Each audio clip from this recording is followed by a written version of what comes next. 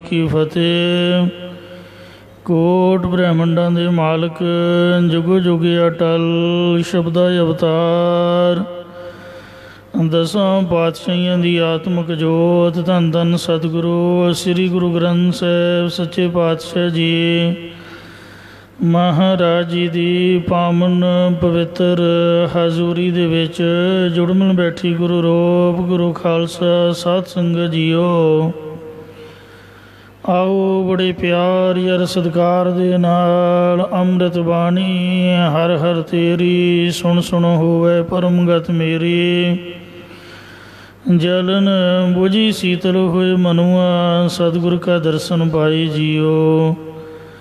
सतगुरां दी पवित्र अमृत बाणी की कथा विचार व्याख्या सो सरवण करके लाह प्राप्त करो जी। कल आप जी ने भविखत वाक जो सतगुरु नानक देव सच्चे पातशाह जी ने ईमनाबाद विखे उचारण किए। आमन 78 जान 97 होर भी उठसी मर्द का चेला। ये जड़ा पावन शब्द जिसकी आरंभता जैसी मैं आवे खसम की बाणी तैसरा करी ज्ञान मिला लो इहदे तो हुंदी है। इस विच गुरु जी महाराज ने उन्हां दे पापां दा जिक्र किया कि पाप की जंज ले काबलों धाया। जो पठाना ने पाप किया भाई मरदाना जी ते साधुआं नूं धक्के मारे भाई साहब दे सट लग गई। गुरु साहब जी नाराज होए कि जिथे साधुआं नूं धक्के पैण ते खाण लई कुछ मिले ना वो सेही नगर उजाड़ी जियो। वो नगर थोड़ो आ वो तो उजाड़ बियाबान है। कबीर जा घर साधन सेविय हर की सेवा नाहे ते कर मरहट सार के भूत बसै तिन माहे। उन्हां च रहन वाले भूतने ने ते वो मड़ियां मसाणां दी तरह है। इंज गुरु जी महाराज सच्चे पातशाह जी ने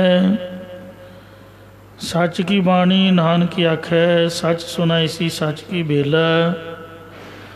अमृत वेले गुरु साहब सच्चे पातशाह जी ने उचारिया कि मैं सच्ची बाणी कह रहा हाँ। इहदे विच उन्हां दे पापां दा उन्हां दे गुनाहां दा जिक्र आया है कि उन्हां ने पाप उपद्रव जिहड़े गुनाह कीते उही मुगलों के रूप दे विच अफगानिस्तान तो चढ़ के आए जिन्हां ने जंग करन वालियां नूं तो मारिया ही बीबियां दी बेपत्ती की बच्चे बजुर्गों को कष्ट होया। मुसलमानियाँ पढ़े कतीबां कष्ट में करे खुदाई भी ला लो सारे खुदा खुदा याद करन लग पे।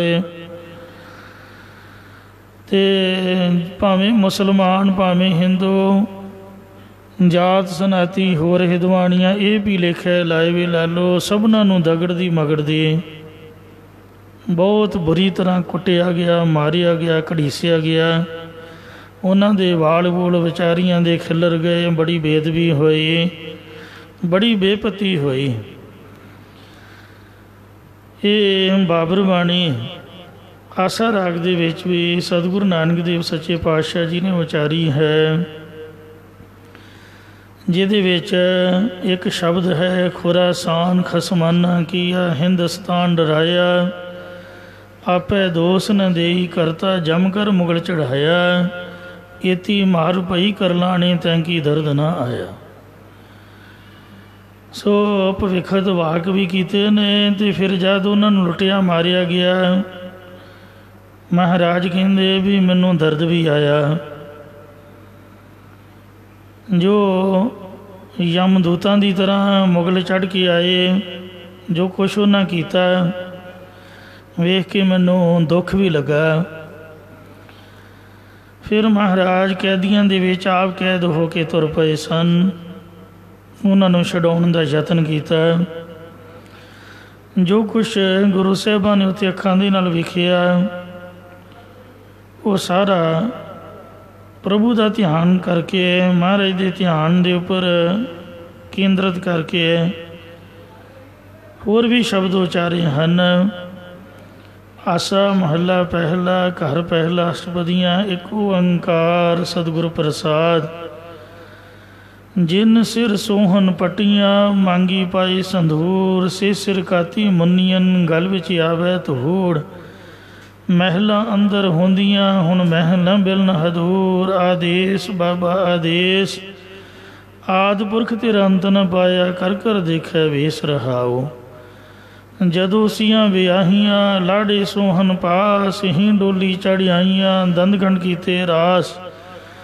उपरों पानी वारी है चले झमकन पास एक लख लहन बैठियाँ लख लैन खड़ियाँ खरी गरी सुहारे खांदियाँ।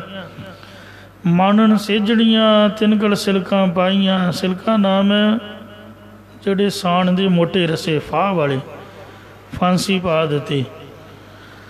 टुटन मोत सरियां मोतियां दियां लड़ियां माला टुट टुट पैंदियां। ये कारण की होया धन जोबन दोए वैरी होए जिनी रखे रंग लाए। दूतां नूं फरमाया लै चले पत गवाए। अगों दे जे चेती है तां कायत मिलै सजाए। साहां सुरत गवाइयां रंग तमाशे चाए। बाबर वाणी फिर गई कोई न रोटी खाए। एक ना वक्त खुवाई है एक ना पूजा जाए। चौके बिन हदवाणियाँ क्यों टिकै कढ़ै नहाए। एक कर आवे अपना एक मिल मिल पुछै सुख। एक ना इहो लिखिया बह बह रोवै दुख। जो तिस पावै सो थियै नानक क्या मनुख। बंदे की की औकात है कि वह रब के अगे बोल सके। ये प्रभु ने कौतक खेड़ वरताई। एक मिनट दे विच ही छिन्न भिन्न कर दिता सब कुछ मलिया मेट बर्बाद करके रख दिता। यमुनाबाद उन्हां दा हंकार चकना चूर हो गया। जिन्हां कदी रब नूं याद नहीं किया संतां दी सेवा नहीं की किसी रब दे प्यारे सो साधु संत नूं जी करके नहीं बुलाया किसी दी आओ भगत नहीं कीते। सो उन्हां प्रभु तो बेमुख वालियां दी ऐसी हालत हुंदी है और हमेशा हुंदी रहेगी। इउं महाराज ने बेमुख होए राम ते लगन जन्म जोग इस प्रकरण के आधारित प्रभु का नाम सानू चिंतन कराया है। गुरबाणी दे विच दो ही गल्लां याद कराइयां गईयां ने एक मौत ते एक प्रभु का नाम। जिस इंसान नूं अपनी मौत याद है भी एक ना एक दिन मर जाना वो कभी भी किसी का बुरा नहीं करेगा बुरा सोचेगा नहीं ते प्रभु का नाम जपेगा। जिन्हों नाम याद आ गया तो मौत याद आ गई समझ लो कि वह जीवन मुक्त है। सो इन्हां शब्दों के विच गुरु साहब ने वैराग कथन किया है ताकि सानू मौत याद आए। मरण के डर नाल बंदा फिर कंबदा हाय माँ ते या जिहड़ा जिहदे नाल उसदा प्यार होवे उन्होंने वो याद करता है। तो जिस वक्त यमदूत दिखाली दिंदे ने उदों फिर रब भी याद आता है। इंज महाराज ने जी प्रभु का चिंतन करन ते नाम दे विच जुड़ जान। ये गुरु साहब ने वैरागमई पावन शब्द उचारे ने जिन्होंने बाबर बाणी भी किया गया। आ गुरु साहब का भविखत वाक जो कल आपने शब्द सरमण किया जैसी मैं खसम की बाणी पहले पातशाह जी की बाणी कल संपूर्ण हो चुकी है। हुण तिलंग राग दे विच उचारी हुई चौथे पातशाह जी की बाणी की कथा बड़े प्यार सत्कार नाल सरवण करो जी। एक बार रसना की पवित्रता लई उचारण करो सतनाम श्री वाहिगुरु जी।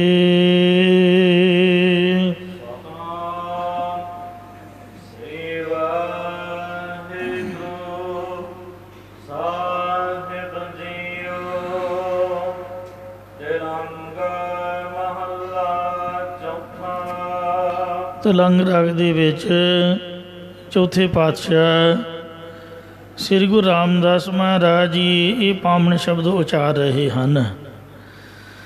ਇੱਕ ਦਿਨ ਕੁਝ ਸਿੱਖਾਂ ਨੇ ਇਹ ਜਿਹੜਾ ਸ਼ਬਦ ਉੱਪਰਲਾ ਕੱਲ ਆਪ ਨੇ ਸੁਣਿਆ, ਜੈਸੀ ਮੈਂ ਆਵੇ ਖਸਮ ਕੀ ਬਾਣੀ, ਇਹ ਵਾਲਾ ਸ਼ਬਦ ਪੜ੍ਹ ਕੇ ਤੇ ਮਹਾਰਾਜ ਚੌਥੇ ਸਤਿਗੁਰਾਂ ਦੇ ਪਾਸ ਬੇਨਤੀ ਕੀਤੀ, ਮਹਾਰਾਜ ਜੀ ਜੋ ਪਹਿਲੇ ਸਤਿਗੁਰਾਂ ਨੇ ਇਹ ਪਾਵਨ ਬਚਨ ਕਹੇ ਨੇ ਕਿ ਮੁਗਲ 78 ਵਿੱਚ ਹਿੰਦੁਸਤਾਨ ਆਉਣਗੇ ਅਤੇ ਫਿਰ 1597 ਜਾਂ 1797 ਨੂੰ ਚਲੇ ਜਾਣਗੇ, ਭਾਵ ਉਹਨਾਂ ਦਾ ਰਾਜ ਨਸ਼ਟ ਹੋ ਜਾਵੇਗਾ। ਇਹ ਸਤਿਗੁਰੂ ਜੀ ਕੀ ਸ਼ਰਾਪ ਨਹੀਂ ਹੈ? ਤਾਂ ਸੁਣ ਕੇ ਸਤਿਗੁਰਾਂ ਨੇ ਤਲੰਗ ਰਾਗ ਦੇ ਇਹ ਦੂਸਰੇ ਸੁਰਤਾਲ ਦੇ ਵਿੱਚ ਪਾਵਨ ਸ਼ਬਦ ਉਚਾਰਿਆ ਹੈ।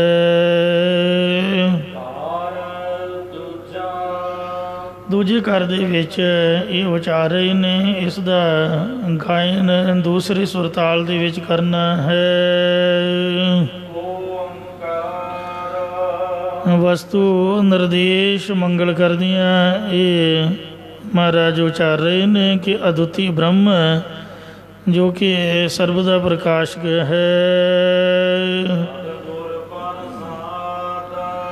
ਜੋ ਸਤਿਗੁਰਾਂ ਦੀ ਕਿਰਪਾ ਦੁਆਰਾ ਪ੍ਰਾਪਤ ਹੁੰਦਾ ਹੈ।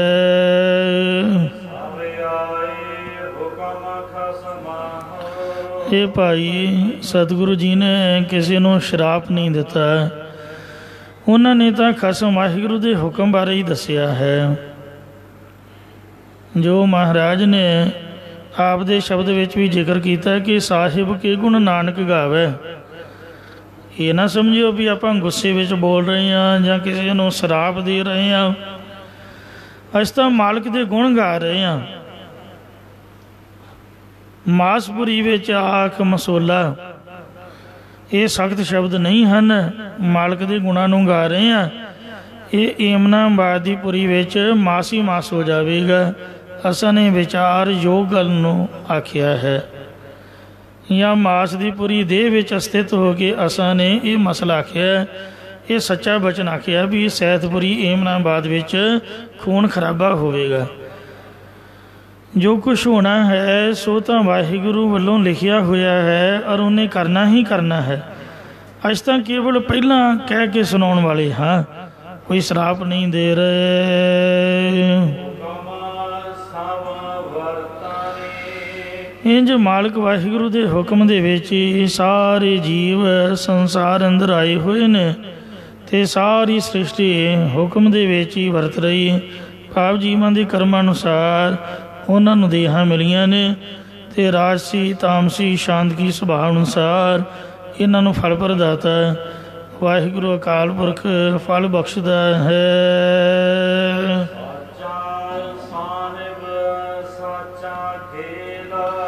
ਸੱਚ ਸਾਹਿਬ ਮਾਲਕ ਵਾਹਿਗੁਰੂ ਆਪ ਹੀ ਤਿੰਨੇ ਕਾਲ ਸੱਚ ਸਰੂਪ ਹੈ ਅਤੇ ਸਾਚਾ ਖੇਲ, ਇਹ ਸੰਸਾਰ ਰੂਪ ਖੇਲ ਵੀ ਉਹਦੇ ਆਸਰੇ ਸੱਚਾ ਹੈ। ਉਹ ਹਰੀ ਪਰਮੇਸ਼ਰ ਸਾਰਿਆਂ ਦਾ ਧਨੀ ਮਾਲਕ ਸੁਆਮੀ ਹੈ। ਮਹਾਰਾਜ ਸਾਚਾ ਸਾਹਿਬ ਸਾਚ ਨਾਏ ਭਾਖਿਆ ਪਾਓ ਪਾਰ, ਉਹ ਸਭਨਾਂ ਦਾ ਮਾਲਕ ਹੈ। ਤੂੰ ਸਾਂਝਾ ਸਾਹਿਬ ਬਾਪ ਹਮਾਰਾ, ਨੌਨਿਧ ਤੇਰੇ ਭਰੇ ਭੰਡਾਰਾ। ਸੋ ਇਉਂ ਹੀ ਮਹਾਰਾਜ ਤੂੰ ਸਾਰਿਆਂ ਦਾ ਸਾਂਝਾ ਮਾਲਕ ਬਾਪ ਹੈ ਸਾਡਾ। ਇਹ ਭਾਈ ਉਹ ਸੱਚ ਸਰੂਪ ਨੂੰ ਮਨ ਕਰਕੇ, ਬਾਣੀ ਕਰਕੇ, ਸਰੀਰ ਕਰਕੇ ਸਲਾਹੁਣਾ ਕਰੋ।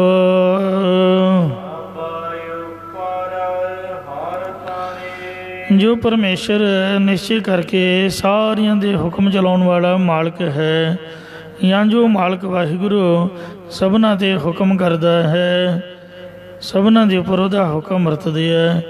ਹੁਕਮ ਹੈ ਅੰਦਰ ਸਭ ਕੋ, ਬਾਹਰ ਹੁਕਮ ਨਾ ਕੋਏ।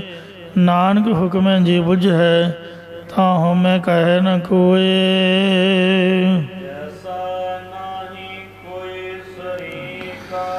ਜਿਸ ਵਾਹਿਗੁਰੂ ਨਾਲ ਕੋਈ ਵੀ ਸ਼ਰੀਕਾ ਭਾਵ ਬਰਾਬਰੀ ਕਰਨ ਵਾਲਾ ਨਹੀਂ ਹੈ।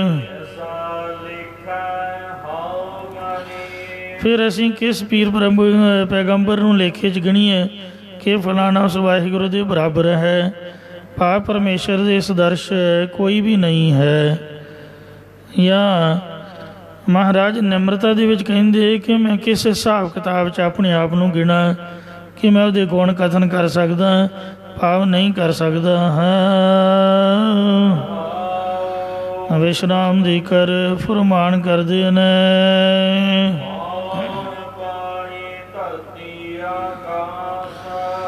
पौन हवा पानी धरती अते आकाश ते अग आदਿਕ तत्तां द्वारा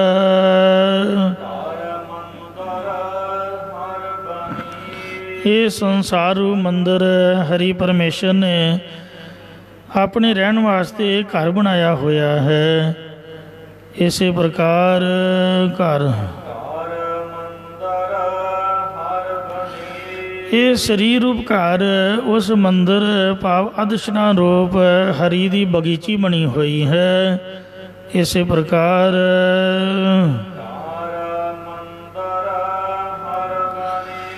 पंजां तत्तां द्वारा कच्चे घर ते पक्के मंदिर भाव सूखम ते अस्तूल जीव ये सारे हरि दे बनाए हुए हैं। इसे प्रकार घर उस परमेश्वर दे सरगुण स्वरूप दा सिख संगत रूप घर ते बैकुंठ रूप मंदिर बनाया होया है। इसे प्रकार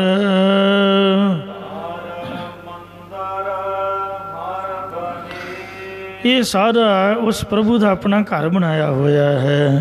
हर ये विच वो आप ही मंदिर अधिष्ठान आसरा रूप है अते संसार दे जीव अनेका रंगां दे सुभावां रूप सुंदर बनी बगीची रब दी बन रही है।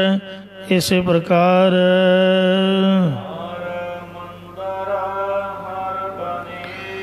कच्चे घरां दी तरह मनुखां दीआं देहां ते पक्के मंदिरां दी तरह पुन्नां नाल प्राप्त कीतियां देवतियां दीआं देहां आदिक ਇਹਦੀ सृष्टि परमात्मा की सुंदर बगीची बनाई हुई है। ਇਹੋ जगवाड़ी मेरा प्रभु माली सदा संभाले को नाही खाली।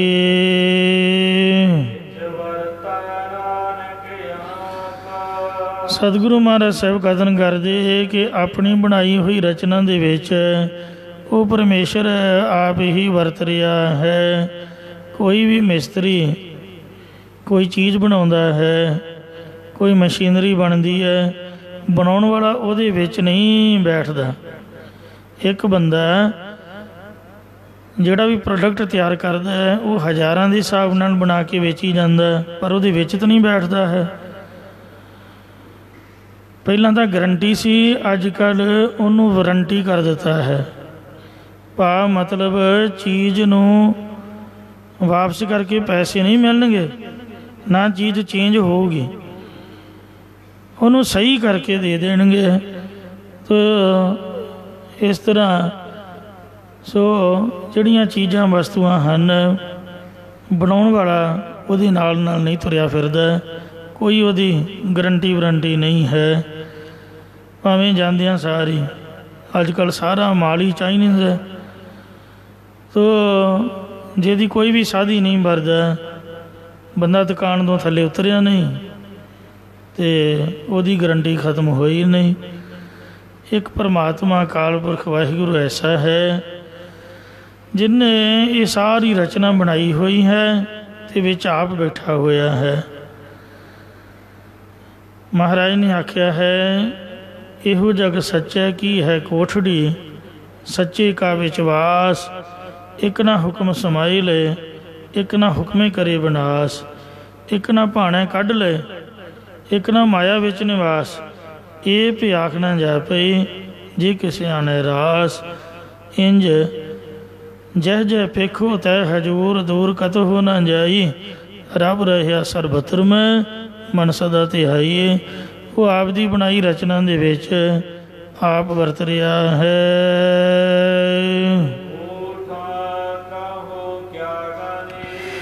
दसो खां कि झूठ की गिणीए की विचारीए, ਭਾਵ ਪਰਮੇਸ਼ਰ ਜਦ ਆਪ ਹੀ ਅਨੇਕ ਅਵਤ ਕਰਦਾ ਸਾਰੇ ਵਰਤ ਰਿਹਾ ਹੈ, ਫਿਰ ਝੂਠਾ ਕਿਸ ਕੋ ਆਖੀਏ ਸਾਹ ਜਾਂ ਤਿਸ ਬਿਨ ਨਾ ਹੀ ਕੋਏ। ਝੂਠਾ ਕਿਹਨੂੰ ਆਖੀਏ ਜੇ ਵਾਹਿਗੁਰੂ ਤੋਂ ਬਗੈਰ ਕੁਛ ਹੈ ਹੀ ਨਹੀਂ ਹੈ। ਇਸ ਲਈ ਜਿਉਂ ਬੁਲਾਵੇ ਤਿਉਂ ਬੋਲੇ ਸੁਆਮੀ ਕੁਦਰਤ ਕਮਨ ਹਮਾਰੀ, ਸਾਧ ਸੰਗ ਨਾਨਕ ਜਸ ਗਾਇਓ ਚੋ ਪ੍ਰਭ ਕੀ ਅਤ ਪਿਆਰੀ। ਜੀ ਅਸੀਂ ਰੱਬ ਦੇ ਹੁਕਮ 'ਚ ਨਾਮ ਬੋਲ ਰਹੇ ਹਾਂ ਅਤੇ ਜਿਹੜੇ ਦੂਜੇ ਨੇ ਉਹ ਵੀ ਵਾਹਿਗੁਰੂ ਦੇ ਹੁਕਮ ਜੀ ਨੇ। ਤੋ ਇੰਜ ਹੁਕਮੇ ਅੰਦਰ ਸਭ ਕੋ ਬਾਹਰ ਹੁਕਮ ਨਾ ਕੋਏ, ਨਾਨਕ ਹੁਕਮੇ ਜੀ ਬੁੱਝੈ ਤਾਂ ਹਉਮੈ ਕਹੈ ਨਾ ਕੋਏ।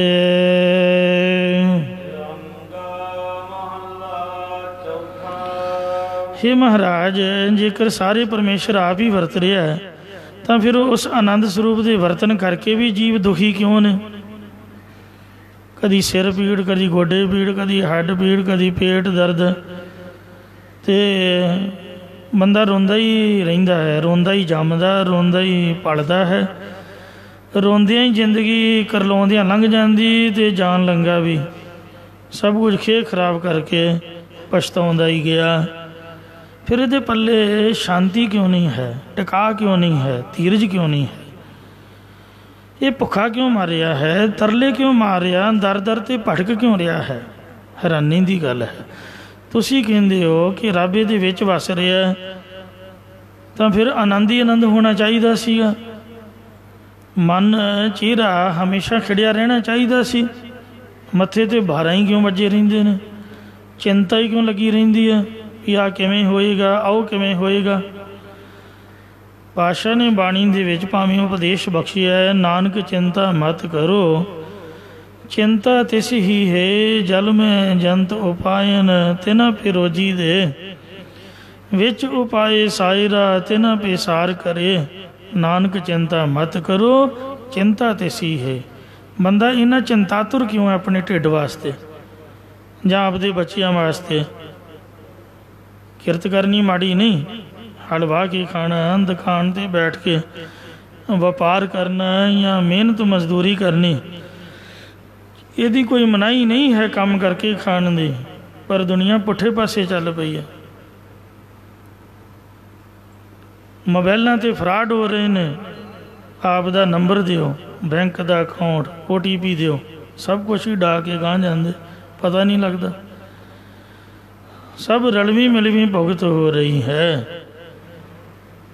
ਕੰਪਿਊਟਰ 'ਤੇ ਬੈਠੇ ਜਿਹਨੂੰ ਕਹਿੰਦੇ ਸਾਈਬਰ ਕ੍ਰਾਈਮ, ਅਤੇ ਕਈਆਂ ਦੇਸ਼ਾਂ ਦੀਆਂ ਬੈਂਕਾਂ 'ਚੋਂ ਪੈਸੇ ਉਹ ਹੈਂਗ ਕਰਕੇ ਅਤੇ ਕਿਤੇ ਦੀ ਕਿਤੇ ਪਹੁੰਚਾ ਦੇਣੇ, ATM ਮਸ਼ੀਨਾਂ ਹੀ ਚੁੱਕ ਕੇ ਲੈ ਜਾਣੀਆਂ।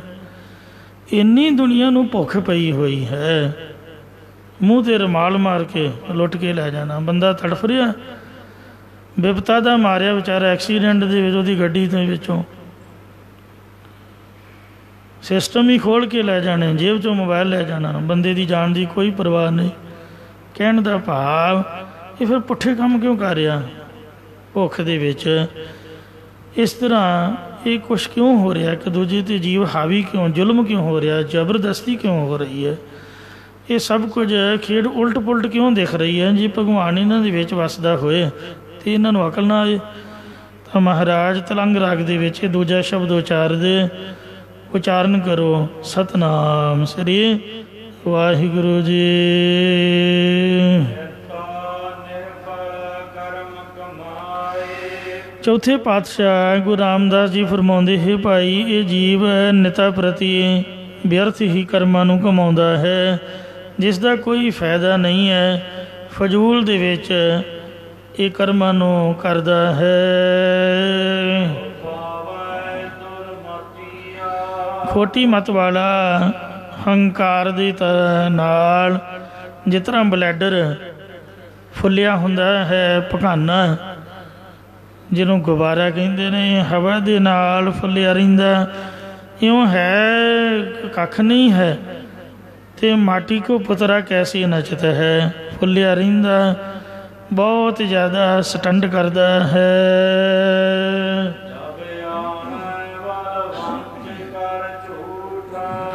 ਜਿਸ ਕਰਕੇ ਕੋਈ ਪਦਾਰਥ ਕਿਸੇ ਨਾਲ ਧੋਖਾ ਕਰਕੇ, ਝੂਠ ਬੋਲ ਕੇ ਬਹੁ ਪਰਪੰਜ ਕਰ ਪਰ ਧਨ ਲਿਆਵੇ, ਸੁਤ ਦਾਰੈ ਪੈ ਆਣ ਲੁਟਾਵੇ।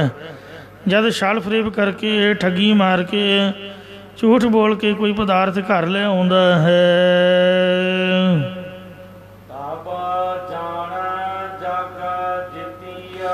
ਤਾਂ ਹੰਕਾਰ ਵੀ ਜਾਣਦਾ ਕਿ ਮੈਂ ਜਗਤ ਨੂੰ ਹੀ ਜਿੱਤ ਲਿਆ ਹੈ, ਪਤਾ ਨਹੀਂ ਮੈਂ ਬੜਾ ਕੁਛ ਪਾ ਲਿਆ ਹੈ।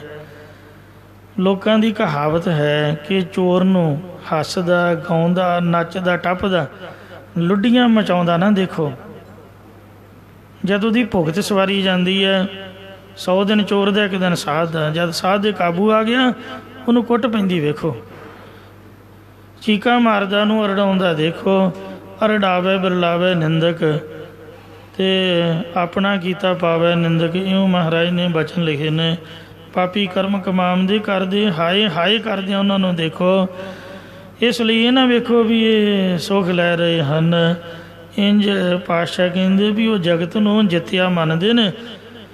ਜਮ੍ਹਾਂ ਕਰਦਿਆਂ ਸਾਰੀ ਉਮਰ ਲੰਘ ਜਾਂਦੀ, ਜਦੋਂ ਜਾਂਦਾ 1 ਸਕਿੰਟ ਵੀ ਨਹੀਂ ਲੱਗਦਾ। ਸਭ ਕੁਝ ਵਾਸ਼ ਹੋ ਜਾਂਦਾ ਹੈ। ਜਿਸ ਤਰ੍ਹਾਂ ਆਇਆ ਉਸੇ ਤਰ੍ਹਾਂ ਹੀ ਪਾਣੀ ਦੀ ਤਰ੍ਹਾਂ ਰੁੜ ਕੇ ਗਾਂਹ ਚਲਿਆ ਜਾਂਦਾ ਹੈ।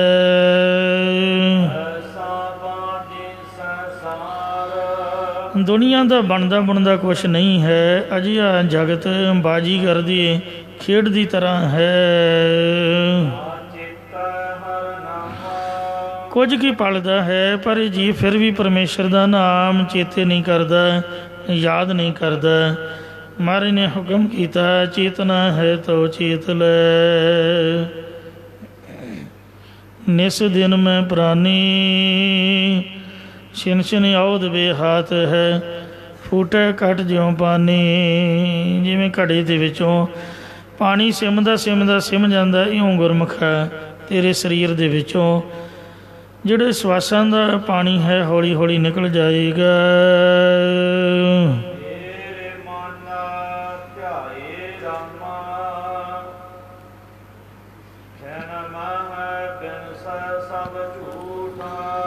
ਝੂਠੇ ਕੀਰੇ ਝੂਠ ਪ੍ਰੀਤ, ਉਲਟੀ ਰੇ ਮਨ ਉਲਟੀ ਰੇ, ਅਤੇ ਸਾਕਤ ਸਿਉਂ ਕਰ ਉਲਟੀ ਰੇ।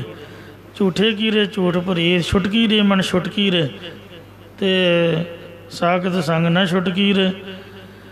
ਇਉਂ ਜਿਉਂ ਪਰ ਮੰਦਰ ਕਾਜ ਰਾਖਿਓ, ਜੋ ਪੈਸੇ ਕਾ ਲੋਖੀ ਰੇ। ਪਾਤਸ਼ਾਹ ਕਹਿੰਦੇ ਸੰਸਾਰ ਕਾਲਖ ਹੈ। ਇਹਦੇ 'ਚ ਪਾਪਾਂ ਦੀ, ਔਗਣਾਂ ਦੀ, ਗੁਨਾਹਾਂ ਦੀ ਕਾਲਖ ਹੈ। ਜੀਵ ਦੇ ਅੰਤੇ ਕਰੂਪ ਕੱਪੜੇ ਨੂੰ ਲੱਗਦੀ ਰਹਿੰਦੀ ਹੈ, ਚੋਰੀਆਂ ਜਾਰੀਆਂ ਦੀ। ਇਹ ਸਭ ਸਮੱਗਰੀ ਝੂਠੀ ਹੈ, ਜਿਹਦੇ ਵਿੱਚ ਇਹਨੇ ਮਨ ਨੂੰ ਲਾਇਆ ਹੋਇਆ ਹੈ। ਬਿਨ ਸੇ ਸਭ ਝੂਠ, ਇੱਕ ਖਿੰਨ ਭਰ ਦੇ ਵਿੱਚ ਇਹ ਜਿਹੜੀ ਝੂਠ ਸਮੱਗਰੀ ਹੈ, ਇਹ ਨਾਸ਼ ਹੋ ਜਾਣ ਵਾਲੀ ਹੈ।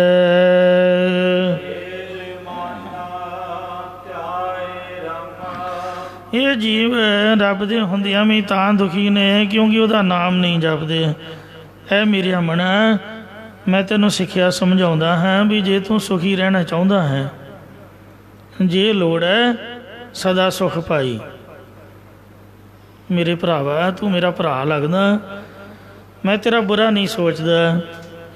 ਜੇ ਲੋੜ ਹੈ ਸਦਾ ਸੁਖ ਪਾਈ, ਸਾਧੂ ਸੰਗਤ ਗੁਰੈਂ ਬਤਾਈ। ਹਰ ਰੋਜ਼ ਅੰਮ੍ਰਿਤ ਵੇਲੇ ਸਵਖਤੇ ਉੱਠਿਆ ਕਰ, ਨਹਾ ਧੋ ਕੇ ਗੁਰਦੁਆਰੇ ਜ਼ਰੂਰ ਆਇਆ ਕਰ, ਅਤੇ ਸ਼ਾਮਾਂ ਪਈਆਂ ਫਿਰ ਮਹਾਰਾਜ ਦੇ ਦਰਸ਼ਨ ਪਾਇਆ ਕਰ। 24 ਘੰਟਿਆਂ ਦੇ ਵਿੱਚ 2 ਵਾਰ ਜ਼ਰੂਰ ਗੁਰੂ ਸਾਹਿਬ ਦੇ ਦਰਸ਼ਨ ਕਰਨੇ ਲਾਜ਼ਮੀ ਨੇ। ਭਾਈ ਗੁਰਦਾਸ ਸਾਹਿਬ ਜੀ ਨੇ ਸੰਗਤ ਦੀ ਮਹਿਮਾ ਬੜੀ ਲਿਖੀ ਹੈ। ਕਹਿੰਦੇ ਕੁਰਬਾਨੀ ਤੰਨਾ ਗੁਰ ਸਿੱਖਾਂ, ਕੁਰਬਾਨੀ ਤੰਨਾ ਗੁਰ ਸਿੱਖਾਂ, ਅੰਮ੍ਰਿਤ ਵੇਲੇ ਸਰ ਨਾ ਮੰਦੇ। ਕੁਰਬਾਨੀ ਤੰਨਾ ਗੁਰ ਸਿੱਖਾਂ, ਹੋਏ ਇੱਕ ਮਨ ਗੁਰ ਜਾਪ ਜਪੰਦੇ। ਕੁਰਬਾਨੀ ਤੰਨਾ ਗੁਰ ਸਿੱਖਾਂ, ਸਾਧ ਸੰਗਤ ਚੱਲ ਜਾਏ ਜੁੜਨਦੇ। ਮਤਲਬ ਭਾਗਾਂ ਵਾਲੀਆਂ ਰੂਹਾਂ ਨੇ ਜਿਹੜੀਆਂ ਅੰਮ੍ਰਿਤ ਵੇਲੇ ਉੱਠ ਕੇ ਸੰਗਤ ਵਿੱਚ ਚੱਲ ਕੇ ਜੁੜ ਮਿਲ ਕੇ ਬੈਠਦੀਆਂ ਨੇ। ਅੱਜ ਐਤਵਾਰ ਹੈ, ਛੁੱਟੀ ਵਾਲੇ ਦਿਨ ਬੰਦਾ ਸੋਚਦਾ ਵੀ ਚਲੋ ਕੰਮ ਤੋਂ ਛੁੱਟੀ ਅਤੇ ਗੁਰਦੁਆਰੇ ਤੋਂ ਵੀ ਛੁੱਟੀ, ਨੀਂਦ ਤਾਂ ਪੂਰੀ ਕਰੋ। ਪੜ੍ਹੇ ਲਿਖੇ ਲੋਕ ਦਫ਼ਤਰਾਂ ਦੇ ਵਿੱਚ ਉਹ ਕਲੈਰੀਕਲ ਕੰਮ ਕਰਨ ਵਾਲੇ ਮੇਰੇ ਵਰਗੇ ਉਹ ਸੁੱਤੇ ਨਹੀਂ ਉੱਠਦੇ 12-12 ਵਜੇ ਤੱਕ। ਪੁੱਛੋ ਵੀ ਕੀ ਹੈ, ਕਹਿੰਦੇ ਅੱਜ ਛੁੱਟੀ ਹੈ ਜੀ। ਇੰਗਲੈਂਡ ਦੇ ਵਿੱਚ ਮੈਂ ਵੇਖਿਆ ਵੀ ਐਤਵਾਰ ਕਹਿਣਾ ਬਾਬਾ ਜੀ ਵੀ ਸਵੇਰ ਦੀ ਕਥਾ ਰਹਿਣ ਦਿਓ। ਮੈਂ ਕਿਹਾ ਕੀ? ਕਹਿੰਦੇ ਅੱਜ ਤਾਂ ਛੁੱਟੀ ਹੈ ਜੀ। ਉਹ ਗੁਰਦੁਆਰਿਆਂ ਦੇ ਵਿੱਚ ਪੂਰੀ ਵੇ ਕਥਾ ਕਰੀ ਦੀ, ਅੰਮ੍ਰਿਤ ਵੇਲੇ ਵੀ ਅਤੇ ਸ਼ਾਮ ਨੂੰ ਵੀ, ਰਹਿ ਤੋਂ ਬਾਅਦ। ਜਿੱਦਣ ਐਤਵਾਰ ਹੋਣਾ ਉਦਣ ਕਹਿਣਾ 12 ਵਜੇ ਟਾਈਮ ਦਿਆਂਗੇ ਤੁਹਾਨੂੰ। ਕਾਰਨ ਕੀ ਆ? ਵੀ ਸੰਗਤ ਸੁੱਤੀ ਪਈ ਆ। ਉਹ ਆਉਣਗੇ 10 ਵਜੇ ਤੋਂ ਬਾਅਦ ਸ਼ੁਰੂ ਹੁੰਦੀ ਹੈ ਅਤੇ 12 ਵਜੇ ਤੱਕ ਦੀਵਾਨ ਲੱਗੂਗਾ। ਗਹਿਮਾ ਗਹਿਮ ਉਦੋਂ ਤੁਹਾਨੂੰ ਸਮਾਂ ਮਿਲੇਗਾ। ਸਵੇਰ ਦੀ ਵੀ ਛੁੱਟੀ ਅਤੇ ਸ਼ਾਮੀ 2:30-3 ਵਜੇ ਭੋਗ ਪੈ ਗਿਆ ਅਤੇ ਸਤਿ ਸ੍ਰੀ ਅਕਾਲ। ਰਾਤ ਨੂੰ ਵੀ ਕੋਈ ਦੀਵਾਨ ਨਹੀਂ, ਐਤਵਾਰ ਜੂਆ। ਪਾਰਟੀਆਂ ਹੋਰ 100 ਰਿਸ਼ਤੇਦਾਰੀਆਂ ਕੰਮਾਂ ਕਾਰਾਂ ਦੇ ਤੋ ਐਸਾ ਸੁਭਾਵ ਹੈ। ਪਰ ਗੁਰੂ ਘਰ ਦਾ ਜਿਹੜਾ ਨਿਯਮ ਹੈ ਉਹ ਡੇਲੀ ਦਾ ਹੈ, ਜਿਹਨੂੰ ਨਿਤਨੇਮ ਕਹਿੰਦੇ ਨੇ। ਉੱਥੋਂ ਦਾ ਸਿਸਟਮ ਕੁਛ ਅਲੱਗ ਹੈ, ਨਿੰਦਿਆ ਨਹੀਂ ਹੈ, ਇਹ ਔਗਣ ਨਹੀਂ ਆਪਾਂ ਕਹਿੰਦੇ। ਉਹਨਾਂ ਨੇ ਉਹ ਸਿਸਟਮ ਹੀ ਇਸ ਤਰ੍ਹਾਂ ਦਾ ਬਣਾਇਆ ਹੋਇਆ ਹੈ, ਨਿਯਮ ਹੀ ਇਸ ਤਰ੍ਹਾਂ ਦਾ ਬਣਾਇਆ ਹੋਇਆ ਹੈ। ਮੈਂ ਵੀ ਸਹਿਮਤ ਹਾਂ। ਤੋ ਜਦ ਵੀਕ ਚੇਂਜ ਹੁੰਦੀ ਆਉਣ ਜਾਣ ਦੇ ਵਿੱਚ ਹਰਜਾ ਖਰਚਾ, ਅਤੇ ਉਹਦੇ ਨਾਲ ਥੋੜ੍ਹਾ ਰਿਲੈਕਸ ਹੋ ਜਾਈਦਾ। ਤੋ ਪਰ ਮਹਾਰਾਜ ਨੇ ਜੋ ਆਗਿਆ ਕੀਤੀ ਹੈ ਉਹ 24 ਘੰਟੇ ਕੰਟੀਨਿਊ ਪਾਤਸ਼ਾਹ ਦਾ ਹੁਕਮ ਹੈ। ਭਾਈ ਜਿਨ੍ਹਾਂ ਸਾਸ ਗਰਾਸ ਨਾ ਵਿਸਰੈ, ਹਰ ਨਾਮਾ ਮਨਮੰਤ, ਧਨ ਸਿਸਈ ਨਾਨਕਾ ਪੂਰਨ ਸੋਈ ਸੰਧ। ਜਿਵੇਂ ਜਹਾਜ਼ ਦਿਨ ਅਤੇ ਰਾਤ ਚੱਲਦੇ ਨੇ, ਉੱਥੇ ਕੋਈ ਐਤਵਾਰ ਨਹੀਂ। ਸੈਚਰਡੇ ਸੰਡੇ ਸਗੋਂ ਏਅਰਪੋਰਟ 'ਤੇ ਜ਼ਿਆਦਾ ਰੌਣਕ ਹੁੰਦੀ ਹੈ। ਰੇਲ ਗੱਡੀਆਂ ਵੀ ਦਿਨ ਰਾਤ ਚੱਲਦੀਆਂ, ਛੁੱਟੀ ਵਾਲੇ ਦਿਨਾਂ ਦੇ ਵਿੱਚ ਉਹ ਭਰੀਆਂ ਜਾਂਦੀਆਂ ਨੇ। ਹਜ਼ੂਰ ਸਾਹਿਬ ਦੀ ਟਿਕਟ ਲੈਣੀ ਹੋਵੇ 5 ਮਹੀਨੇ ਪਹਿਲਾਂ ਬੁਕਿੰਗ ਕਰਾਓ, ਫਿਰ ਵਾਰੀ ਆਊਗੀ। ਛੁੱਟੀਆਂ ਜੂ ਨੇ। ਬੰਦਾ ਪੁੱਛੇ ਕੀ ਆ ਕਿ ਜੀ ਬੱਚਿਆਂ ਦੀਆਂ ਛੁੱਟੀਆਂ ਨੇ। ਕਹਿਣ ਦਾ ਭਾਵ ਇਹ ਹੈ ਕਿ ਗੁਰੂ ਘਰ ਵੀ ਇਸ ਤਰ੍ਹਾਂ ਗੁਰ ਸਤਿਗੁਰੂ ਕਾ ਜੋ ਸਿੱਖ ਅਖਾਏ ਸੋ ਭਲ ਕੇ ਉਠ ਹਰ ਨਾਮ ਤੇ ਆਵੇ। ਡੇਲੀ ਉਦਮ ਕਰੇ ਭਲ ਕੇ ਪ੍ਰਭਾਤੀ, ਇਸ਼ਨਾਨ ਕਰੇ ਅੰਮ੍ਰਿਤਸਰ ਨਹਾਵੇ। ਛੁੱਟੀ ਵਾਲੇ ਦਿਨ ਚਾਹੀਦਾ ਵੀ ਥੋੜ੍ਹਾ ਸਵਖਤੇ ਉੱਠ ਕੇ, ਸਗੋਂ ਜ਼ਿਆਦਾ ਨਿਤਨੇਮ ਹੋਵੇ, ਜ਼ਿਆਦਾ ਬਾਣੀ ਦਾ ਪਾਠ ਹੋਵੇ, ਕੁਛ ਵਿਸ਼ੇਸ਼ ਭਗਤੀ ਹੋਵੇ।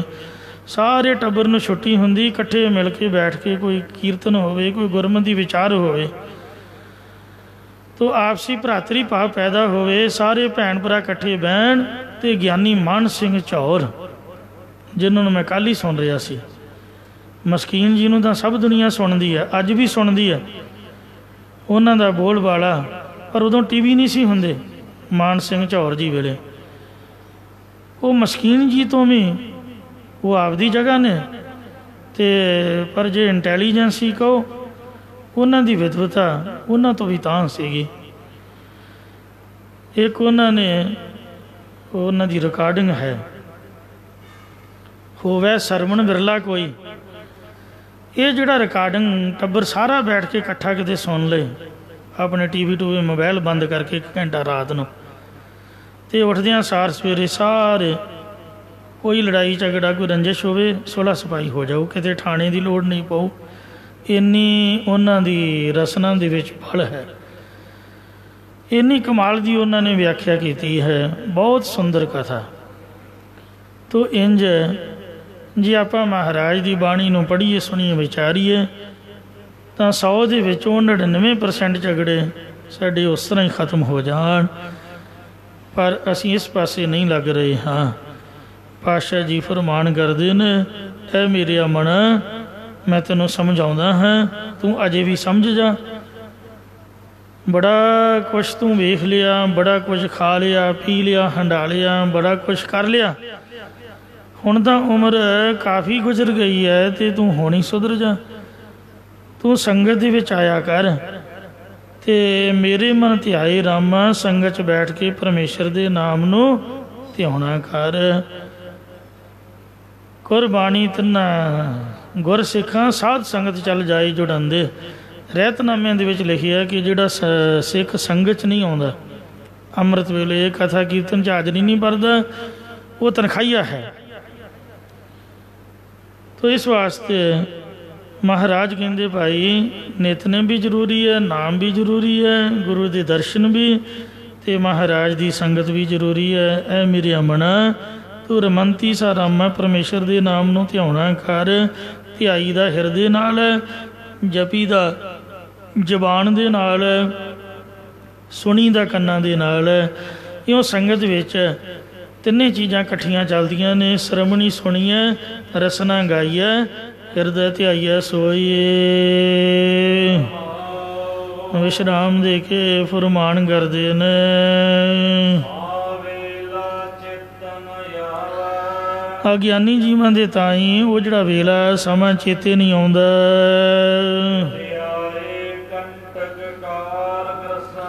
ਜਿਸ ਸਮੇਂ ਕੰਟਕ ਕੰਢੀ ਤਰ੍ਹਾਂ ਦੁਖਦਾਈ ਕਾਲ ਆ ਕੇ ਗਰਸ ਲੈਂਦਾ, ਭਾਵ ਪਕੜ ਲਵੇਗਾ, ਮੌਤ ਦੇ ਦਿਨ ਨੂੰ ਇਹ ਚੇਤੇ ਨਹੀਂ ਕਰਦਾ ਹੈ।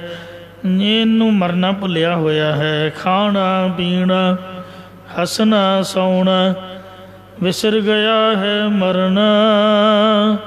ਕਸਮ ਸਾਰ ਖੁਆਰੀ ਕੀਨੇ, ਤ੍ਰਿਗ ਜੀਵਨ ਨਹੀਂ ਰਹਿਣਾ। ਇਹੋ ਜਿਹੀ ਜ਼ਿੰਦਗੀ ਨੂੰ ਤ੍ਰਿਗਾਕਾਰ ਹੈ ਜੋ ਖਾਣ ਪੀਣ, ਹੱਸਣ ਖੇਡਣ ਗਾਉਣ ਦੇ ਵਿੱਚ ਬਤੀਤ ਹੋਈ ਜਾ ਰਹੀ ਹੈ। ਸੋ ਮਰਨਾ ਮਨੋਂ ਵਿਸਾਰਿਆ, ਮਰਨਾ ਇਹਨਾਂ ਨੇ ਭੁਲਾਇਆ ਹੋਇਆ ਹੈ। ਅਤੇ ਰਾਗ ਰੰਗ ਤਮਾਸੇ ਬਹੁ ਵਿਧੀ ਚਾਏ ਲੱਗ ਰਹੇ ਆ। ਚੇਤਨ ਆਇਓ ਪਾਰ ਬ੍ਰਹਮ, ਤਾਂ ਸਰਬ ਕੀ ਜੂਣ ਗਿਆ, ਪਰਮੇਸ਼ਰ ਚੇਤੇ ਨਹੀਂ ਆ ਰਿਹਾ ਹੈ।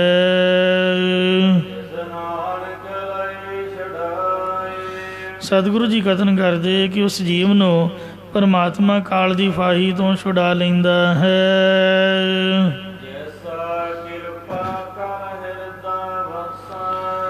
ਸੋ ਜਿਸ ਉੱਪਰ ਆਪ ਦੀ ਕਿਰਪਾ ਮਿਹਰ ਦੀ ਦ੍ਰਿਸ਼ਟੀ ਕਰਕੇ ਉਹਦੇ ਹਿਰਦੇ ਵਿੱਚ, ਮਨ ਵਿੱਚ ਵਸ ਜਾਂਦਾ ਹੈ।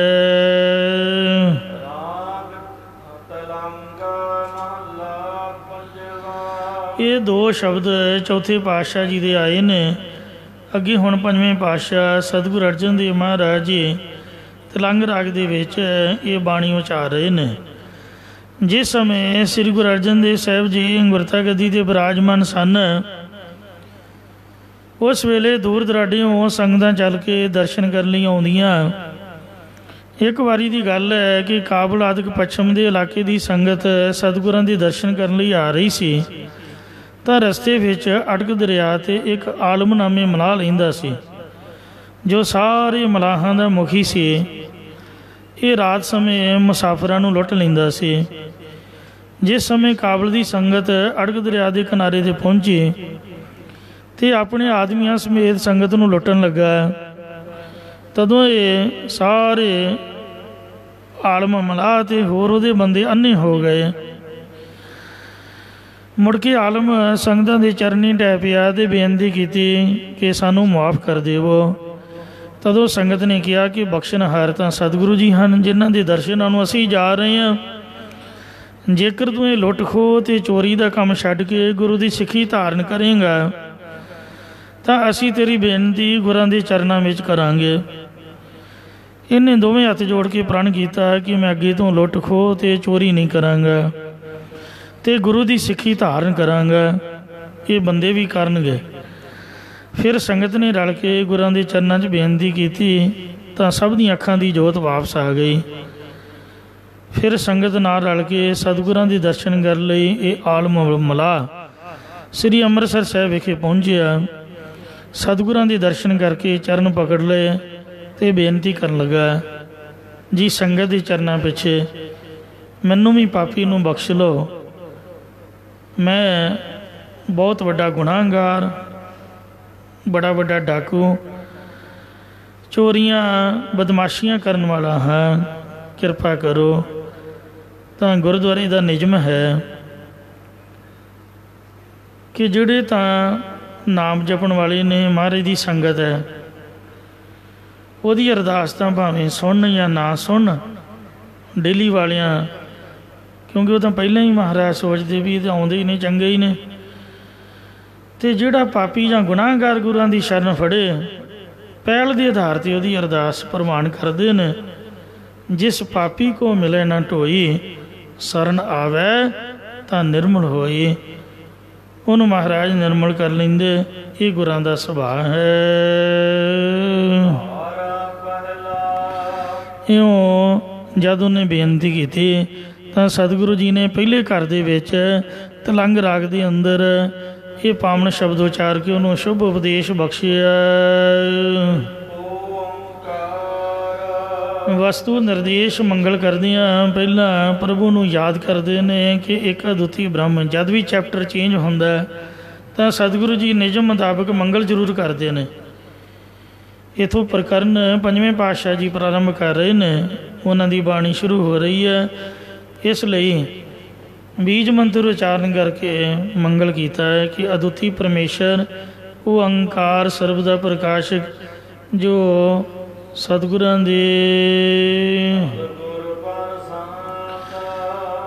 ਦੀ ਪ੍ਰਸਾਦ ਕਿਰਪਾ ਦੁਆਰਾ ਪ੍ਰਾਪਤ ਹੁੰਦਾ ਹੈ ਜੀ।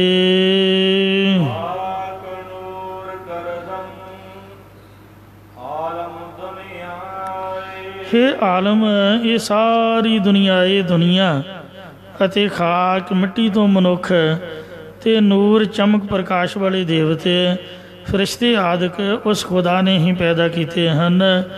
ਇਸੇ ਪ੍ਰਕਾਰ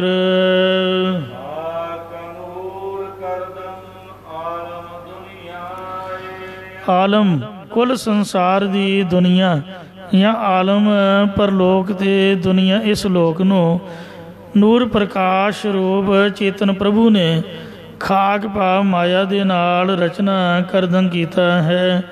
ਇਸੇ ਪ੍ਰਕਾਰ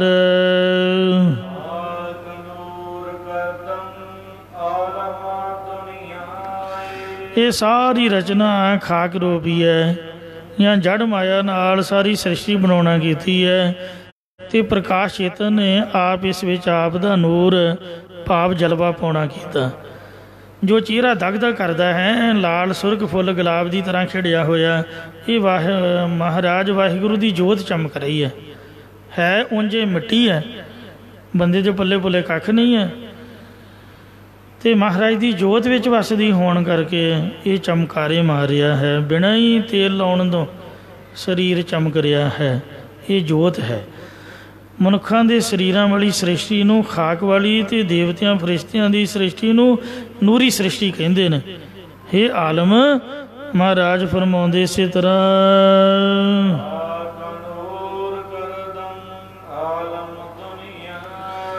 ਉਹ ਨੂਰ ਪ੍ਰਕਾਸ਼ ਰੂਪ ਪ੍ਰਭੂ ਨੇ ਸ਼ਬਦ ਸਪਰਸ਼ ਰੂਪ ਰਸ ਗੰਧ ਆਦਿਕ ਸੂਖਮ ਤੱਤਾਂ ਤੋਂ ਸੂਖਮ ਸ੍ਰਿਸ਼ਟੀ ਬਣਾਈ ਹੈ ਅਤੇ ਖਾਕ ਮਿੱਟੀ ਆਦਿਕ 5 ਸਤੂਲ ਤੱਤਾਂ ਤੋਂ ਸਤੂਲ ਸ੍ਰਿਸ਼ਟੀ ਦੀ ਰਚਨਾ ਕੀਤੀ ਹੈ।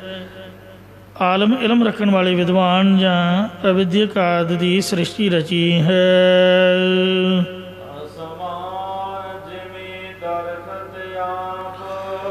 ਦਰਖਤ, ਫਿਰ ਅਸਮਾਨ ਆਕਾਸ਼, ਜ਼ਿਮੀ ਜ਼ਮੀਨ ਪ੍ਰਿਥਵੀ ਅਤੇ ਦਰਖਤ ਬ੍ਰਿਕਸ਼ ਅਤੇ ਆਬ ਪਾਣੀ ਆਦਿਕ ਦੇ ਖੁਦਾ ਨੇ ਹੀ ਉਤਪਤੀ ਕੀਤੀ ਹੈ। ਬਾਣੀ ਦੇ ਵਿੱਚ ਜ਼ਿਕਰ ਆਉਂਦਾ ਹੈ ਪੰਚ ਤੱਤ ਕਰ ਤੁਧ ਸ੍ਰਿਸ਼ਟ ਸਭ ਸਾਜੀ, ਕੋਈ ਛੇਵਾਂ ਕਰਿਓ ਜੇ ਕੁਛ ਕੀਤਾ ਹੋਵੇ। ਸਾਇੰਸਦਾਨ ਬੜਾ ਰੌਲਾ ਪਾਉਂਦੇ ਨੇ ਕਿ ਅਸੀਂ ਆਹ ਕਰ ਦਿੱਤਾ, ਅਸੀਂ ਇਉਂ ਕਰ ਦਿੱਤਾ। ਕੋਈ ਮਾਈ ਦਾ ਲਾਲ ਸਾਇੰਸਦਾਨ 5 ਤੱਤਾਂ ਤੋਂ 6ਵਾਂ ਤੱਤ ਬਣਾ ਕੇ ਦਿਖਾਏ। ਸਾਰੇ ਹੀ ਜਿਹੜੇ ਵਿਗਿਆਨੀ ਹਨ, ਕੋਈ ਭੌਤਿਕ ਵਿਗਿਆਨੀ ਹੈ, ਕੋਈ ਰਸਾਇਣਿਕ ਵਿਗਿਆਨੀ ਹੈ, ਕੋਈ ਜੀਵ ਵਿਗਿਆਨੀ ਹੈ, ਫਿਜ਼ਿਕਸ ਕੈਮਿਸਟਰੀ ਬਾਇਓਲੋਜੀ ਵਾਲੇ, ਉਹ ਸਾਰੇ ਰੱਬ ਦੇ ਬਣਾਈ ਤੱਤਾਂ ਦੇ ਵਿੱਚੋਂ, ਰੱਬ ਦੀ ਬਣਾਈ ਸ੍ਰਿਸ਼ਟੀ ਦੇ ਵਿੱਚੋਂ ਹੀ ਖੋਜ ਕਰ ਰਹੇ ਨੇ। ਤੱਤ ਨਹੀਂ ਕੋਈ ਅੱਜ ਤੱਕ ਬਣਾ ਸਕਿਆ। ਜਿੰਨਾ ਮਰਜ਼ੀ ਕੋਈ ਸਿਆਣਾ ਜੰਮਿਆ, ਕਿੰਨਾ ਮਰਜ਼ੀ ਖੋਜੀ ਹੋਇਆ ਹੈ, ਸਾਰੇ ਜਿੰਨੇ ਵੀ ਲਾ ਲੂ ਦਿੰਦੇ, ਨਿਊਟਨ ਨੇ ਲਾ ਦਿੱਤਾ ਵੀ ਧਰਤੀ 'ਚ ਗੁਰੂਤਾ ਸ਼ਕਤੀ ਹੈ, ਗ੍ਰੈਵਿਟੀ ਹੈ। ਉਹ ਧਰਤੀ ਤੋਂ ਹੀ ਉਹਨੇ ਸਾਰਾ ਕੁਛ ਜਾਣਿਆ ਹੈ। ਆਪ ਦਾ ਨਹੀਂ ਕੁਛ ਬਣਾਇਆ ਬੰਦੇ ਨੇ। ਇਉਂ ਮੰਗਲ 'ਤੇ ਬੁੱਧ 'ਤੇ ਉਹ ਬਣੀ ਹੋਈ ਸ੍ਰਿਸ਼ਟੀ ਦੇ ਉੱਪਰ ਹੀ ਧਰਤੀ 'ਤੇ ਹੀ ਪਹੁੰਚੇ ਨੇ, ਆਪ ਤੋਂ ਨਹੀਂ ਕੁਛ ਵੀ ਤਿਆਰ ਕਰ ਸਕੇ। ਤੋ ਇਸ ਵਾਸਤੇ ਜੇ ਕੋਈ ਤਿਆਰ ਕਰਦਾ ਆ ਹੈਂਡੀਕੈਪਾਂ ਨੂੰ ਆ ਜਿਹੜੀ ਅੰਗ ਪ੍ਰਤੰਗ ਲਾਉਂਦੇ ਨੇ, ਮਹਾਰਾਜ ਦੇ ਦਿੱਤੇ ਦੀ ਕੋਈ ਬਰਾਬਰੀ ਥੋੜ੍ਹੀ ਕਰ ਸਕਦਾ। ਅੱਖਾਂ ਵੀ ਪੈ ਜਾਂਦੀਆਂ, ਸਭ ਕੁਛ ਹੋ ਜਾਂਦਾ, ਪਰ ਉਸ ਤਰ੍ਹਾਂ ਦੀ ਚੀਜ਼ ਥੋੜ੍ਹਾ ਬਣਦੀ ਜਿਹੜੀ ਰੱਬ ਨੇ ਬਣਾਈ ਹੈ। ਕੋਈ ਬਣਾ ਕੇ ਦਿਖਾਏ? ਬਿਲਕੁਲ ਨਹੀਂ। ਕੋਈ ਪੰਜ ਤੱਤ ਨਹੀਂ ਬਣਾ ਸਕਦਾ। ਜਿਸ ਤਰ੍ਹਾਂ ਪਰਮਾਤਮਾ ਸ੍ਰਿਸ਼ਟੀ ਪੈਦਾ ਕਰ ਰਿਹਾ, ਉਸ ਤਰ੍ਹਾਂ ਇਨਸਾਨ ਆਪਦੀ ਮਰਜ਼ੀ ਦੇ ਨਾਲ ਸ੍ਰਿਸ਼ਟੀ ਨੂੰ ਬਣਾ ਨਹੀਂ ਸਕਦਾ। ਇਉਂ ਸਭ ਕੁਛ ਉਹ ਮਹਾਰਾਜ ਨੇ ਬਣਾਇਆ ਹੋਇਆ ਹੈ। ਇਸੇ ਤਰ੍ਹਾਂ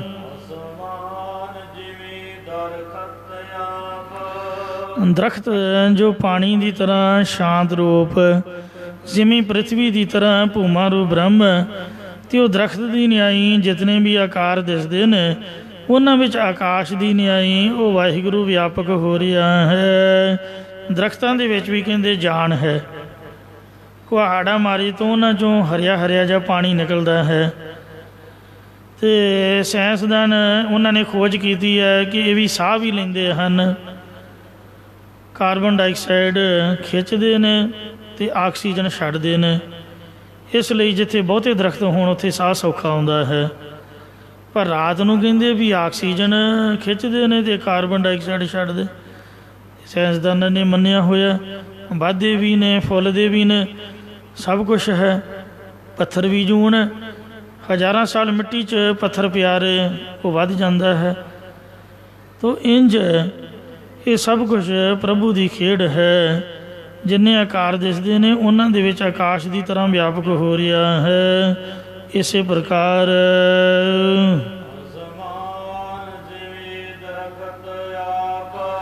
ਇਹ ਸਾਰੀ ਸ੍ਰਿਸ਼ਟੀ ਉਸ ਪਰਮੇਸ਼ਰ ਦੀ ਆਬ ਆਭਾ ਪ੍ਰਕਾਸ਼ ਚੇਤਨ ਸੱਤਾ ਕਰਕੇ ਚਮਕ ਰਹੀ ਹੈ।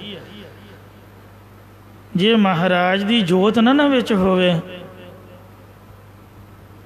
ਜਿਹੜੀਆਂ ਮਾਈਆਂ ਬੀਬੀਆਂ ਭੈਣਾਂ ਨੇ ਉਹ ਕਈ ਵਾਰ ਹਵੇਲੀਆਂ ਦੇ ਵਿੱਚ ਜਾਂ ਘਰਾਂ 'ਚ ਕੁਆਰੀਆਂ ਕਿਉਰੀਆਂ ਲਾਈ ਦੀਆਂ, ਅਤੇ ਉਹਨਾਂ ਕਹਿਣਾ ਕਾਕਾ ਬੰਦੇ ਬੀਜ ਪਾਉਂਦੇ ਨੇ, ਲਓ ਰੱਬ ਦਾ ਨਾਮ ਲਓ, ਤੁਸੀਂ ਗੁਰਦੁਆਰਿਓਂ ਆਏ ਹੋ ਅਤੇ ਵਾਹਿਗੁਰੂ ਕਹਿ ਕੇ ਬੀਜ ਸੁੱਟੋ।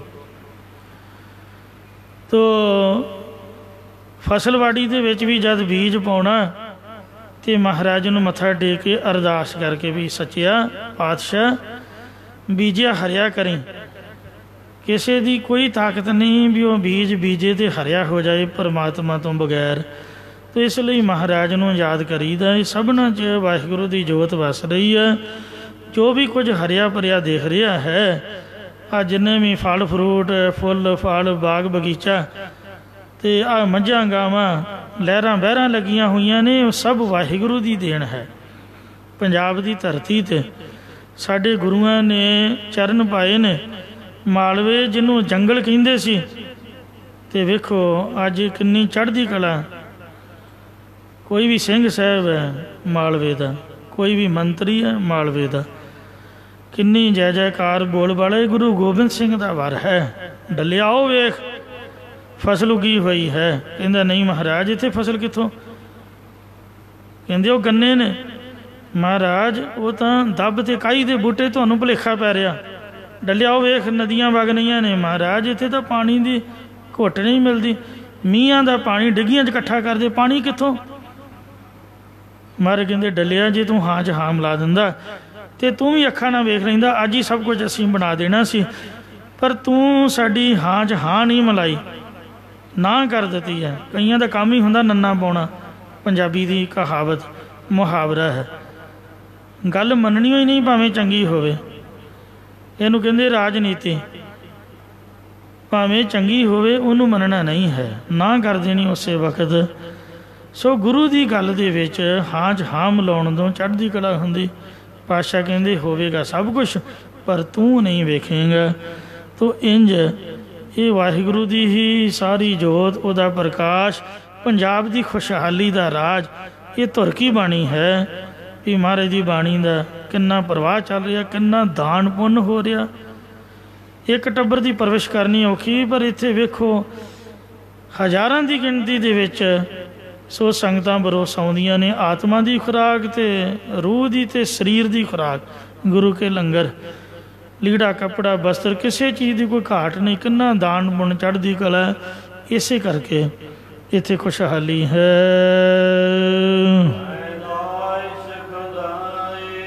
ਕਹਿਣ ਤੋਂ ਭਾਵ ਅੰਡਜ ਅੰਡਿਆਂ ਤੋਂ ਪੈਦਾ ਹੋਣ ਵਾਲੀ, ਜੇਰ ਜੇਰ ਤੋਂ ਪੈਦਾ, ਸੇਤਜ ਮੁੜਕੇ ਤੋਂ, ਅਤੇ ਉਤ ਪੁਜ ਧਰਤੀ ਨੂੰ ਪਾੜ ਕੇ ਨਿਕਲਣ ਵਾਲੀ ਸਾਰੀ ਜਿੰਨੀ ਵੀ ਬਨਸਪਤੀ ਸਭ ਰੱਬ ਨੇ ਪੈਦਾ ਕੀਤੀ ਹੈ। ਉਹਦੇ ਹੁਕਮ ਤੋਂ ਬਗੈਰ ਤਾਂ ਕਹਿੰਦੇ ਪੱਤਾ ਵੀ ਨਹੀਂ ਹਿਲਦਾ, ਕੋਈ ਬੀਜ ਪੁੰਗਰ ਨਹੀਂ ਸਕਦਾ, ਸਭ ਉਹਦੇ ਨਾਲ ਹੀ ਫਲ ਫੁੱਲ ਰਹੇ ਹਨ। ਹੇ ਬੰਦੇ, ਹੇ ਇਨਸਾਨ, ਹੇ ਆਲਮ, ਨੇਤਰਾਂ ਦੇ ਨਾਲ ਇਹਨਾਂ ਨੂੰ ਤੂੰ ਵੇਖਣਾ ਕਰ, ਅੱਖਾਂ ਖੋਲ੍ਹ ਕੇ ਚੰਗੀ ਤਰ੍ਹਾਂ ਵੇਖ। ਇਹ ਸਭ ਫਨਾ ਨਾਸ਼ ਹੋ ਜਾਣ ਵਾਲਾ ਹੈ, ਕਿਉਂਕਿ ਆਲਮ ਉੱਥੋਂ ਆਇਆ ਹੈ, ਅਟਕ ਤੋਂ। ਅਟਕ ਹੈ ਪਾਕਿਸਤਾਨ ਵਿੱਚ, ਉੱਥੇ ਫਾਰਸੀ ਉਰਦੂ ਚੱਲਦਾ। ਇਹ ਸ਼ਬਦ ਦੇ ਵਿੱਚ ਵੀ ਫਾਰਸੀ ਆਦਿਕ ਦੇ ਅੱਖਰ ਮਹਾਰਾਜ ਨੇ ਵਰਤੇ ਨੇ। ਗੁਰੂ 'ਚ ਇਹ ਗੁਣ ਸੀਗਾ ਵੀ ਜਿਹੜੇ ਇਲਾਕੇ ਦਾ ਬੰਦਾ ਏ ਉਹਦੀ ਆਪ ਦੀ ਬੋਲੀ ਵਿੱਚ ਹੀ ਉਹਨੂੰ ਬੋਲ ਕੇ ਉਪਦੇਸ਼ ਬਖਸ਼ਦੇ। ਸਾਰੀਆਂ ਬੋਲੀਆਂ ਮਹਾਰਾਜ ਦੇ ਵਿੱਚੋਂ ਮਿਲਦੀਆਂ ਨੇ।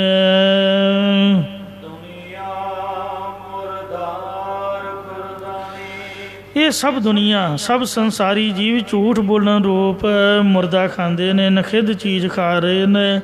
ਕੂੜ ਬੋਲ ਮੁਰਦਾਰ ਖਾਏ। ਜੇ ਆਪਾਂ ਡੀਂਗਾ ਮਾਰੀਏ ਆਖੇ ਜੀ ਆਪਾਂ ਤਾਂ ਵੈਸ਼ਨੋ ਹਾਂ ਜੀ, ਆਪਾਂ ਨਹੀਂ ਮੀਟ ਮੁਰਗਾ ਖਾਂਦੇ, ਬੰਦਾ ਪੁੱਛੇ ਝੂਠ ਨਹੀਂ ਬੋਲਦੇ? ਬੋਲਦੇ ਹਾਂ ਜੀ। ਜਿਹਨੇ ਝੂਠ ਬੋਲਿਆ ਉਹਨੇ ਮੁਰਦਾ ਖਾ ਲਿਆ। ਮੁਰਦਾ ਖਾਣ ਦੀ ਮਨਾਹੀ ਹੈ, ਇੱਕੋ ਹੀ ਗੱਲ ਹੈ, ਭਾਵੇਂ ਪ੍ਰਤੱਖ ਅਤੇ ਭਾਵੇਂ ਝੂਠ। ਤੋ ਇਸ ਵਾਸਤੇ ਝੂਠ ਦਾ ਮੁਰਦਾ ਸਾਰੇ ਖਾ ਰਹੇ ਨੇ। ਤ੍ਰਿਸ਼ਨਾ ਲਾਲਚ ਕਰਕੇ ਬੇਖਬਰ ਭੁੱਲੇ ਹੋਏ ਨੇ, ਪ੍ਰਮਾਦੀ ਹੋ ਰਹੇ ਨੇ ਵਿਸ਼ਿਆਂ ਦੀ। ਇਹਨਾਂ ਨੂੰ ਨੀਂਦਰ ਆ ਰਹੀ ਹੈ, ਇਹਨਾਂ ਨੂੰ ਸਮਝ ਨਹੀਂ ਆ ਰਹੀ ਮਹਾਰਾਜ ਸੱਚੇ ਪਾਤਸ਼ਾਹ ਦੇ ਉਪਦੇਸ਼ ਦੀ। ਗਾਫਲ ਕਹਿੰਦੇ ਨੇ ਕੰਨਾਂ ਕੇਸ ਜਿੰਨੇ ਮਾਰੀ ਹੋਏ। ਇੱਕ ਸੁਣੋ ਕੰਨੋਂ ਸੁਣਿਆ, ਦੂਜੇ ਕੰਨੋਂ ਕੱਢਤਾ। ਸੁਣਦਾ ਗਿਣਦਾ ਸਮਝਦਾ ਹੋਇਆ ਅਤੇ ਫਿਰ ਵੀ ਇਹ ਘਾਲੋਂ ਕਰ ਰਿਹਾ, ਇਸ ਲਈ ਗਾਫਲ ਹੈ। ਵਿਸ਼ਰਾਮ ਦੇ ਕਰ ਫਰਮਾਨ ਕਰਦੇ ਨੇ।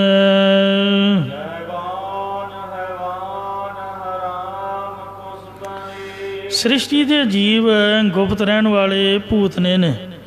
ਹੈਵਾਨ ਪਸ਼ੂਆਂ ਤਾਕਤਵਰ ਜਾਨਵਰਾਂ ਦੀ ਤਰ੍ਹਾਂ ਹੋ ਰਹੇ ਨੇ। ਜਿਵੇਂ ਡੰਗਰ ਦਾ ਕੰਮ ਹੈ ਮਾੜੇ ਨੂੰ ਢੁੱਡ ਮਾਰ ਕੇ ਡਰਾ ਦੇਣਾ, ਇਉਂ ਤਗੜਾ ਮਾੜੇ 'ਤੇ ਭਾਰੂ ਹੋ ਰਿਹਾ, ਦਬਕੇ ਮਾਰ ਰਿਹਾ ਹੈ, ਜ਼ਬਰਦਸਤੀ ਕਰ ਰਿਹਾ ਹੈ। ਅਤੇ ਭੂਤਾਂ ਦੀ ਤਰ੍ਹਾਂ ਗੁਪਤ ਰਹਿ ਕੇ ਜੀਵਾਂ ਨੂੰ ਲੁੱਟ ਰਹੇ ਨੇ।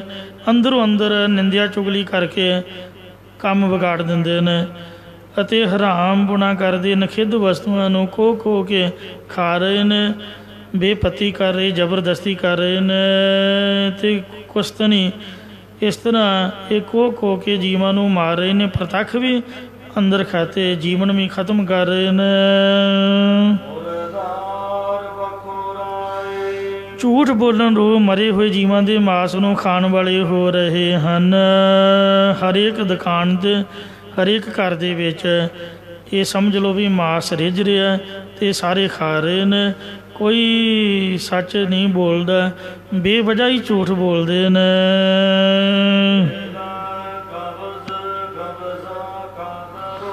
ਸ਼ਕਤੀਮਾਨ ਪਰਮੇਸ਼ਰ ਦੀ ਕਾਬੂ ਕਰਨ ਵਾਲੀ ਮਾਇਆ ਨੇ ਲੋਕਾਂ ਦੇ ਦਿਲਾਂ 'ਤੇ ਰਾਜ ਕੀਤਾ ਹੋਇਆ ਹੈ।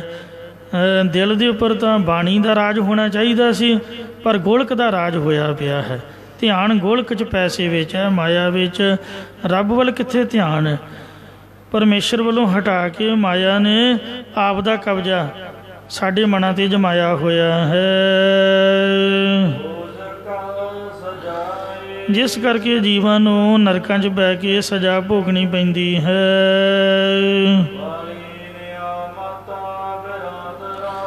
ਨਿਆਮਤ ਬਖਸ਼ਿਸ਼ਾਂ ਪਦਾਰਥ ਦੇਣ ਵਾਲਾ, ਪਾਲਣਾ ਕਰਨ ਵਾਲਾ, ਬਲੀ ਮਾਲਕ ਪਿਤਾ, ਬਿਰਾਦਰ ਭਰਾ, ਅਤੇ ਅੱਗੇ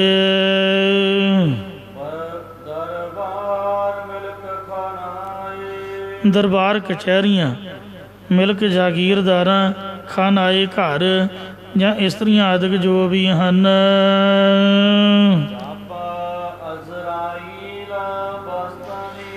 ਮੌਤ ਦਾ ਫਰਿਸ਼ਤਾ ਜਿਹਦਾ ਨਾਮ ਅਜ਼ਰਾਈਲ ਹੈ, ਉਹ ਫਰਿਸ਼ਤਾ ਆ ਕੇ ਜਦ ਬੰਨੇਗਾ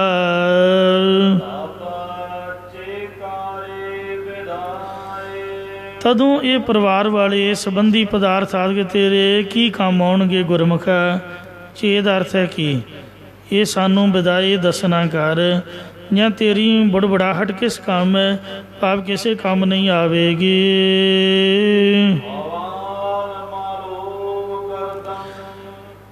हाँ जी, वो पाक पवित्र रूप अल्लाह है खुदा, तेरे सारे हाल नू मालूम जानना करता है। आप सारी हालत नू जानदा, वो तेरे दिल दे खोट नू समझदा है।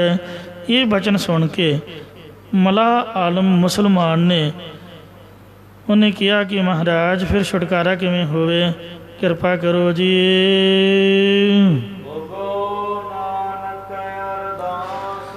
ਤਾਂ सतगुरु अर्जन देव महाराज कहते गुरु नानक साहब के चरणों च अरदास कर, हे भाई गुरमुख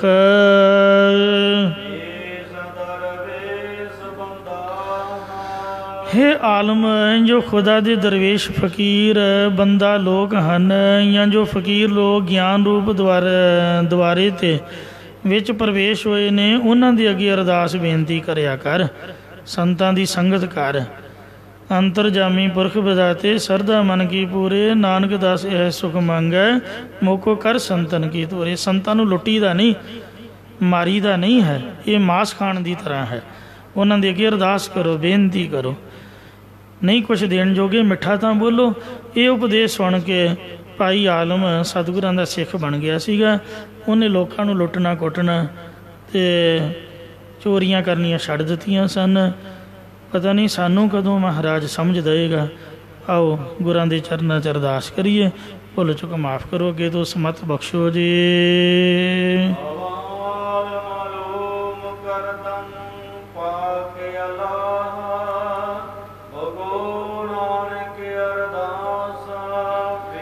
दरवेश बंदा